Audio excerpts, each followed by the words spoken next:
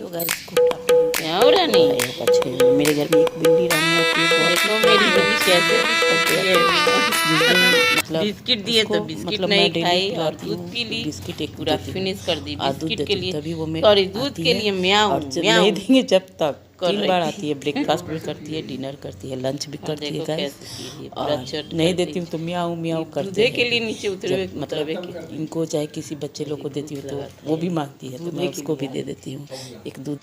म्याऊं रानी म्याऊं वाह रे म्याऊं रानी वाह।